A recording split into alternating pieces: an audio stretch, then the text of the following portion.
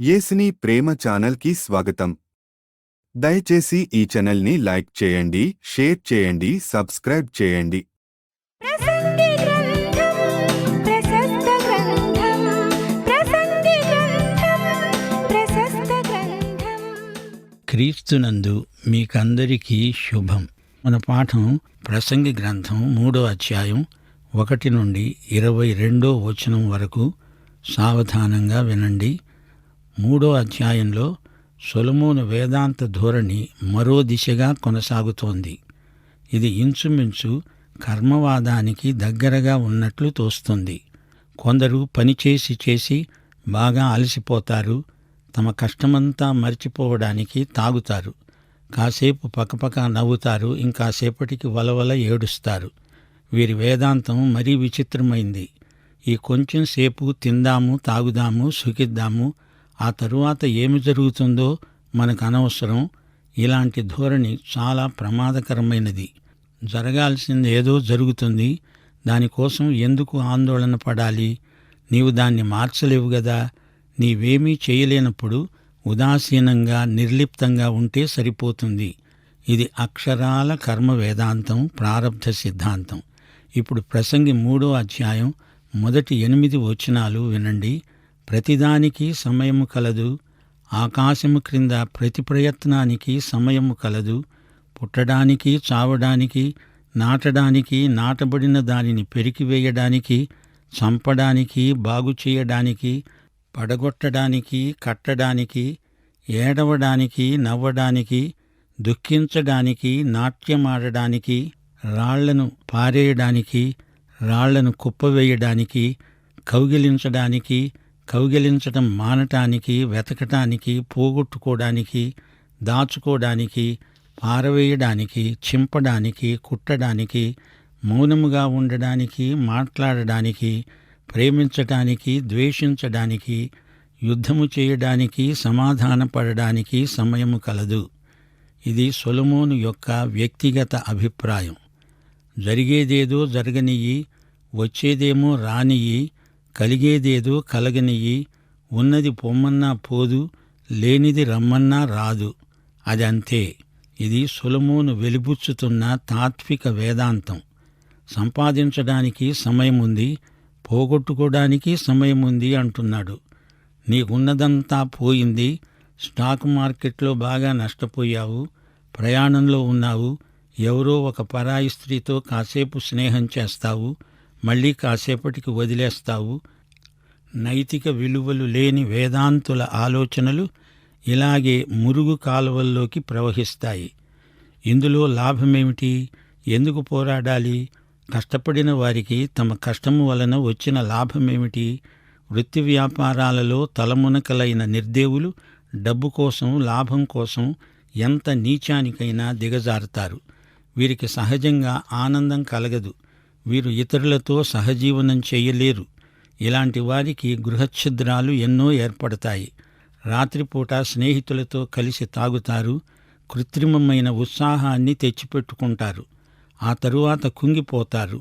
నరులు అభ్యాసము పొందాలని దేవుడు వారికి పెట్టి ఉన్న కష్టానుభవమును నేను చూచాను. ప్రసంగి అంటున్నాడు, నేను ఎటు చూచినా ప్రతి ఒక్కడూ ఏదో ఇబ్బందిలో ఉన్నట్లే కనపడుతున్నాడు. నాకు కొన్ని ఇక్కట్లు తప్పాయి అంటే అది నా అదృష్టం. ఈ విధంగా వారు తలంచుతారు. దేని కాలమందు అది చక్కగా ఉండేటట్లు సమస్తము ఆయన నియమించి ఉన్నాడు. ఆయన శాశ్వత కాలజ్ఞానమును హృదయమందు ఉంచి ఉన్నాడు. కాని దేవుడు చేసే క్రియలను పరిశీలనగా తెలుసుకోవడానికి అది చాలదు.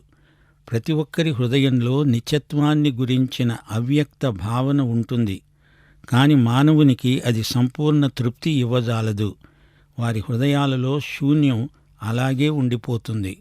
ఈ లోకంలో దొరికిందంతా అనుభవిస్తాము. జీవితం అనే పండును పిండి దాని రసమంతా ఇప్పుడే తాగేస్తాము అనే మనస్తత్వం వీరికుంది. ప్రసంగి అదే పని చేశాడు. కాని అసంతృప్తితో అలాగే ఉండిపోయాడు. 12 నుండి 15వ వచనం వరకు. సంతోషంగా ఉండడం కంటే, తమ బ్రతుకును సుఖముగా వెళ్లబుచ్చటం కంటే శ్రేష్టమైనది ఏదీ నరులకు లేదని నేను తెలుసుకున్నాను.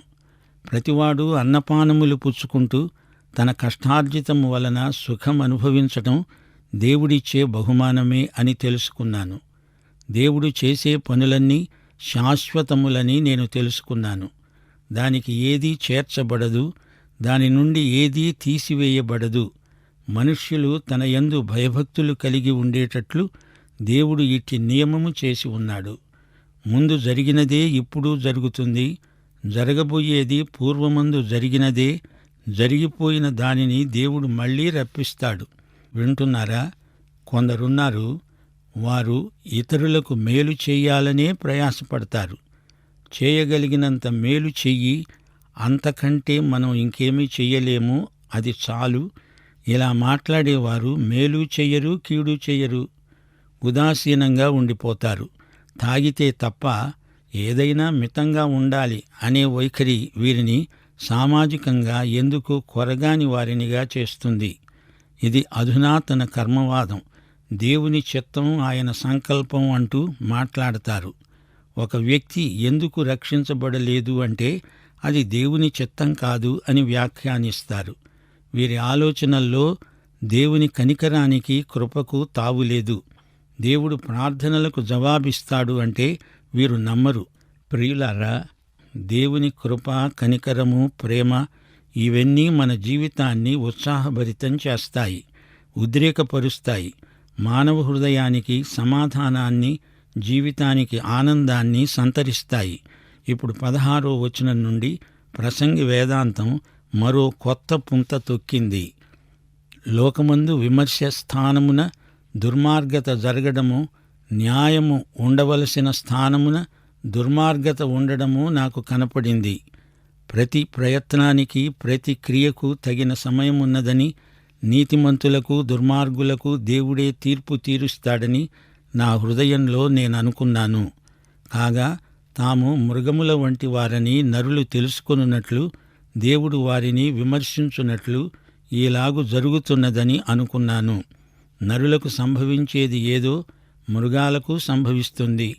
వారికి వాటికి కలిగే గతి ఒక్కటే. నరులు చచ్చినట్లే మృగాలు చస్తాయి.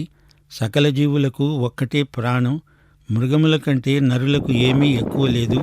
సమస్తము వ్యర్థం, సమస్తము ఒక్క స్థలానికే పోతుంది.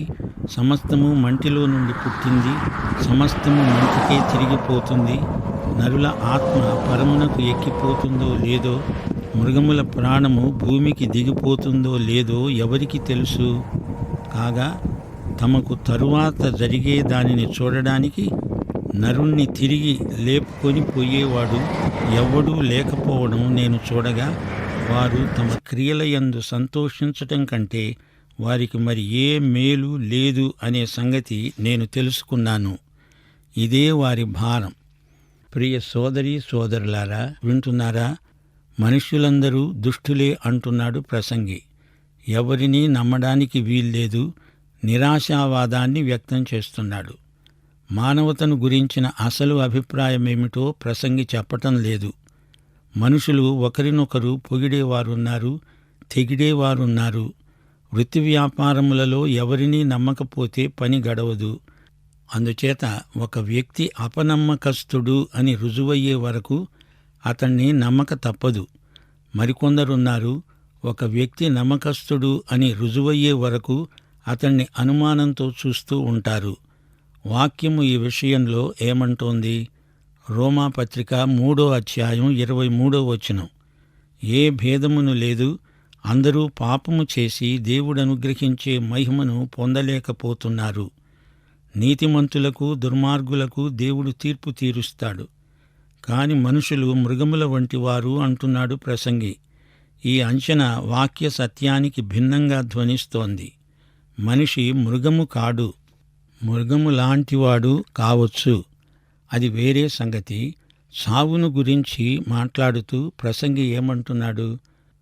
మరణంలో నరులకు మృగాలకు ఒక్కటే చావు, అన్నిటినీ సమానం చేస్తుంది. నరులు మన్నైపోతారు, మృగాలు మన్నైపోతాయి. క్రీస్తుకు బయట కొన్ని మతశాఖలు ఇలాగే చెప్తుంటాయి. బతికి ఉన్నంతవరకే మనిషి విలువ, ఆ తరువాత అతడు మన్నే. స్వార్థప్రియులు తమ కోసమే తాము బ్రతుకుతారు. అందుచేత తమకు లాభం చేకూరే వరకు ఇతరులకు కొద్దో గొప్పో మేలు చేస్తూనే ఉంటారు. కొందరు క్రీడాకారులు ఉన్నారు. వారు తీవ్రమైన కృషి చేసి విజేతలై కీర్తిని సంపాదించుకుంటారు. అలాగే కళాకారులున్నారు, కవులు, పండితులున్నారు. సంగీతం, చిత్రలేఖనం మొదలైన కళల్లో నిగ్గుదేరిన వారున్నారు. ఇవి చెడ్డవి అని కాదు, కానీ తమ స్వంత పేరు ప్రఖ్యాతుల కోసం వారు పూర్తిగా అంకితమైపోయారు. ఈ క్రీడాకారుల అహము, కీర్తి కండూతి చెప్పలేనంతగా అధికమవుతాయి. కొందరు ఆశావాదులున్నారు. వారి ధోరణి మరీ విడ్డూరం. మొట్టమొదట మనిషి మృగమని, అందులో నుండి నేటి మానవుడు పరిణతి చెందాడని వీరి వాదన. మనిషిని మృగము అన్నప్పుడు అలా అంటున్నవాడు ఇతరులను ద్వేషిస్తాడు. ఇలాంటి తప్పుడు ప్రాతిపదిక మీదనే కుల విభజనలు ఏర్పడ్డాయి. కులమనండి, వర్గమనండి, ఇవి మానవ సమాజాన్ని చీల్చి చిన్న చిన్న గుంపులుగా చేశాయి. పెద్ద చేప చిన్న చేపను మింగివేసే కుసంస్కృతి మొదలైంది. వీరు మరణాన్ని గురించి విచిత్రమైన సిద్ధాంతాన్ని కల్పించుకున్నారు. మనిషి జంతువులాగా చస్తాడు. కుక్క చావుకు మనిషి చావుకు భేదమేమిటి? నీవు చనిపోయినప్పుడు అంతా పోయింది, మిగిలేది ఏమీ లేదు. ఇది శూన్య వేదాంతం. తాను ఏలాగూ జంతువులాగా చస్తాడు కాబట్టి ఈ లోకంలో సుఖభోగాలు తనివిదీర అనుభవిస్తాడు. ఈ రోజున ఇదే నాస్తిక వేదాంతం కొందరు యువతీ యువకులను ప్రభావితం చేస్తున్నది. మనిషి జంతువులో నుండి వచ్చాడా? అలా జరగలేదు. దేవుడు మనిషిని ప్రత్యేకంగా సృష్టించాడు. మనిషికి జీవము, ఆత్మ ఉన్నాయి. అలాంటప్పుడు నీవు ఆత్మ లేని జంతువులాగా బతకడం, చావడం ఎంత ఘోరం! ఇది తిరోగమనం. జంతువులను పరిశీలించండి. అవి ఎలా బతుకుతాయో చూడండి. పిల్లులను చూడండి, దేనికదే బతుకుతుంది. మిగతా పిల్లుల సంగతి దానికేమీ పట్టదు. అన్నీ కలిసే ఉంటాయి, ఆడుకుంటాయి, ఎగురుతాయి, కిందపడి దొర్లుతాయి. కానీ ఇంత ఆహారం తెచ్చి అక్కడ పెట్టండి, ప్రతి పిల్లి అవతలి పిల్లిని అవతలికి నెట్టేయడానికి ప్రయత్నిస్తుంది. అందుకే పిల్లులను పెంచే మనిషి జాగ్రత్తగా ఆహారం పంచుతాడు. జంతువులకు ఒకదాని పట్ల ఒకదానికి కనికరం ఉంటుందా? దయాదాక్షిణ్యాలుంటాయా? ఉండవు. ప్రతి జంతువు తనకు చిక్కింది తానే లాక్కుంటుంది. గూట్లో ఉన్న పక్షులను చూడండి, వాటి ప్రవర్తన అంతే. మనిషి పశువు కాడు, జంతువు కాడు, మృగము కాడు. అలా కావాలని నేర్పుతుంది పరిణామవాదం. మనిషి, మృగము ఒకటి కాదు అని ప్రసంగి ఒప్పుకుంటున్నాడు. నరుల ఆత్మ పరలోకానికి ఎక్కిపోతుంది, మృగముల ప్రాణం భూమిలోకి దిగిపోతుంది. ఈ సంగతి ప్రకృతి సంబంధికి తెలియదు. మృగప్రాయుడైన మనిషి బుద్ధికి ఈ సత్యం బోధపడదు. చివరికి ప్రసంగి ఏమంటున్నాడు? మనిషి మంచి చెయ్యాలి, ఆనందించాలి. చచ్చిపోయాక ఇదంతా చూడడానికి నిన్నెవడు లేపుతాడు? ఇది ఆధునిక తాత్వికుల ధోరణి. యేసు ప్రభువు పునరుత్థానుడు. ఆయన చనిపోయి తిరిగి లేచినవాడు. ఆయన యందు విశ్వాసముంచిన వారందరూ తిరిగి లేస్తారు. ప్రియులారా, ఇంతకు ప్రసంగి చెప్పదలుచుకున్నదేమిటి? ఏ సమయానికి తగిన పని ఆ సమయంలో చెయ్యాలి.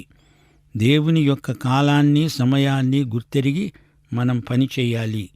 దేవుడు చరిత్రలో ఏ కాలానికి తగినట్లు ఆ కాలంలోనే అద్భుతాలు చేశాడు. చివరికి ద్వేషించటం కూడా దేవుని బిడ్డలు చూపవలసిన వైఖరి. అనగా చెడుగును ద్వేషించాలి. ఎవరైనా చెడ్డ పని చేస్తుంటే ఆ మనిషిని కాదు, అతడు చేసే చెడుగును ద్వేషించాలి. కొందరు అన్యాయానికి గురి అవుతుంటే, చిన్నారి బిడ్డలు క్రూరత్వానికి బలైపోతుంటే, దేవుని నామం దూషించబడుతుంటే చెడుగును ద్వేషించాలి, వ్యతిరేకించాలి. మన జీవితంలో కూడా పాపం ఏ రూపంలో కనబడినా దాన్ని ద్వేషించాల్సిందే. ఇక పని విషయం చూడండి. దేవుని ఉద్దేశ్యం ఎరిగి ఆయనకు ప్రీతికరమైన పని చేస్తే అట్టి పనియందు ఆనందిస్తాము. దేవుడు నిర్ణయించిన పని మనం నిజాయితీగా చేస్తే మన పని యొక్క ఫలితం దేవుడిచ్చిన ఫలమవుతుంది. పని దేవునికి ఇంపైన పరిమళ సువాసన అయి ఉండాలి. మన హృదయాలలోనే శాశ్వత జ్ఞాన చైతన్యం పరోక్షంగా ఉంది. మనలో ఆధ్యాత్మికమైన దాహం ఉంది. నిత్యత్వపు విలువలను దేవుడు మనకిచ్చాడు. మనకు తృప్తి కలిగించేది మన దేవుడే. జీవితాన్నే ఆనందించాలి. అట్టి ఆనందాన్ని దుర్వినియోగం చేయకూడదు. మనము ధనధాన్యాలను కూడబెట్టుకోవడం ఆనందం కాదు.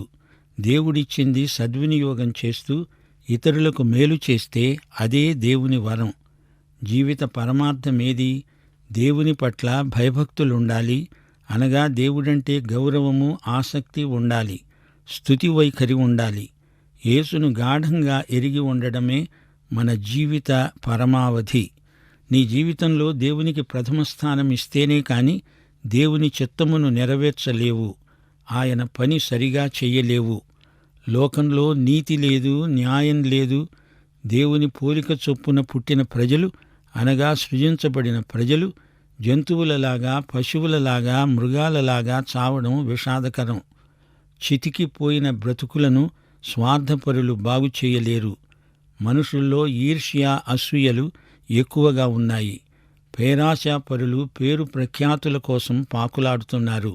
కాని దేవుడున్నాడు.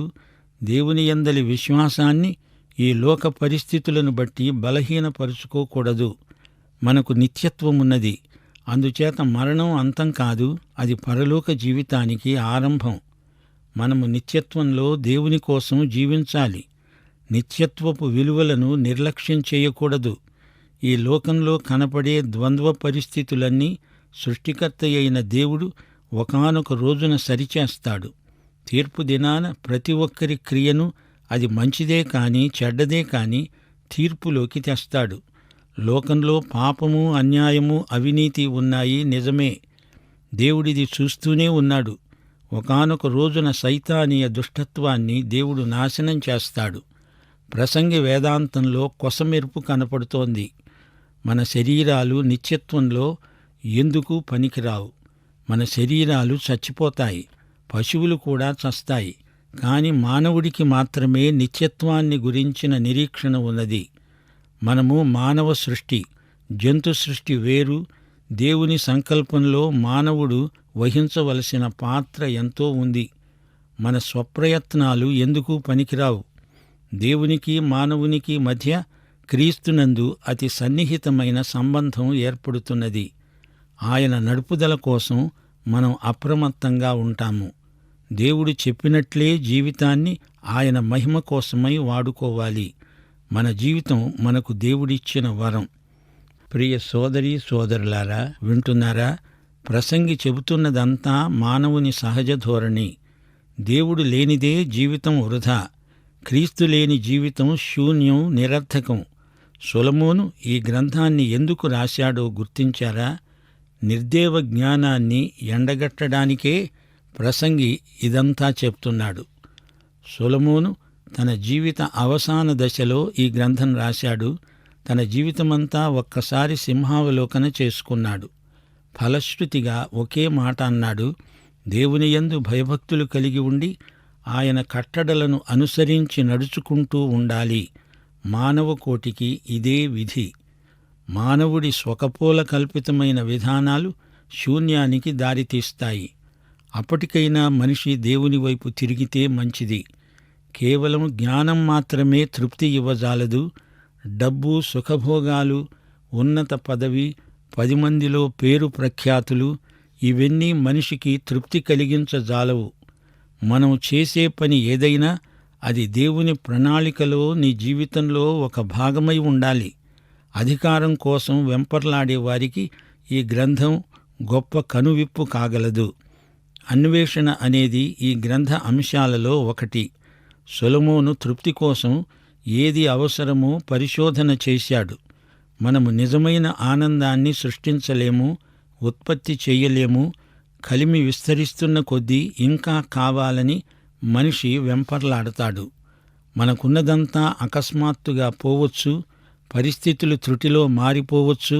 అయినా మనుషులు తాత్కాలికమైన తృప్తి కోసం వెతుకుతూనే ఉన్నారు. ఎక్కువ సంపాదించుకున్న కొద్దీ ఇది తక్కువే, ఇంకా సంపాదించాలి అనే జ్వరం మనుషుల్లో తీవ్రమవుతోంది. దేవుడు లేని వారికి ఆనందం గాని సుఖం గాని లభించవు. గనుక మనము అద్వితీయుడైన దేవుణ్ణి, ఆయన పంపిన క్రీస్తును ఎరిగి ఉండాలి. అదే నిత్య జీవం. ప్రసంగి మాటిమాటికి అంతా వ్యర్థం, శూన్యం అంటున్నాడు. నిత్యదేవునితో సరైన సంబంధ సహవాసాలు లేనివారికి బ్రతుకంతా వ్యర్థమే. సుఖం, ఐశ్వర్యం, ఔన్నత్యం అనేవి ఎంత వెతికినా చివరికి ఆశాభంగానికే కారణమవుతాయి. హృదయంలో అశాంతి, ఆశాభంగం, నిరాశ, నిస్పృహలు ఎక్కువవుతాయి. నీలోని శూన్యం పోవాలంటే దేవుని యందు నీ దృష్టిని కేంద్రీకరించాలి. జీవితమంతా దేవునికి భయపడుతూ బ్రతకాలి. సేవాదృక్పథంలో ముందుకు సాగాలి. స్వార్థాపేక్ష నశించాలి. ఇదే ప్రసంగి గ్రంథంలోని 3వ అధ్యాయం సారాంశం. అంతేకాదు, ఈ పాఠంలో పనిని గూర్చిన ఆధ్యాత్మిక సూత్రాలు కొన్ని పొందుపరచబడ్డాయి. మన సొంత శక్తి సామర్థ్యాలు, మన తెలివితేటలు ఎందుకు కొరగానివి అని ప్రసంగి స్పష్టం చేస్తున్నాడు. మన జీవితానికి ఆధారం దేవుని యందలి అచంచల విశ్వాసం. చెడు ఉద్దేశ్యంతో మంచి పని చేసినా అది చెడుగే అయిపోతుంది. చివరికి నీ మనసు శూన్యంలో నిలిచిపోతుంది. దేవుడిచ్చిన పనైతే అది చేస్తూ ఉంటే నీకు తృప్తి అనిపిస్తుంది. దేవుడు నీకు మంచి పని చెయ్యడానికి తన ఆత్మ నింపుదల ద్వారా గొప్ప ప్రోత్సాహమిస్తాడు, అవకాశాలిస్తాడు. ప్రియ సోదరుడా, సోదరి, మరణాన్ని గురించి నీవేమనుకుంటున్నావు? మరణంతో నీ జీవితం ముగింపు కాదు. జీవితము, మరణము అనే 2 సంఘటనలను మించినది విశ్వాసి యొక్క గమ్య బిందువు. దేవుని తీర్పు ఉంది, అది ముగింపులో జరుగుతుంది. జీవితం క్షణికమైనది. అందుచేత లౌకిక జ్ఞానాన్ని మించిన దివ్య జ్ఞానం మనకు కావాలి. సర్వజ్ఞానముల సంపూర్ణత క్రీస్తునందు, ఆయన వాక్యమునందు ఉన్నది. ప్రియ సోదరుడా, సోదరి, నీవు ఈ యేసుక్రీస్తును వ్యక్తిగతంగా, సన్నిహితంగా ఎరుగుదువా? అయితే ఈ పాఠమంతా నీకోసమే. ప్రభు అయిన యేసుక్రీస్తు వారి కృప, తండ్రి అయిన దేవుని ప్రేమ, పరిశుద్ధాత్మ యొక్క అన్యోన్య సహవాసము మనకు సదాకాలము తోడై ఉండునుగాక. ఆమేన్. దయచేసి ఈ ఛానల్ని లైక్ చేయండి, షేర్ చేయండి, సబ్స్క్రైబ్ చేయండి.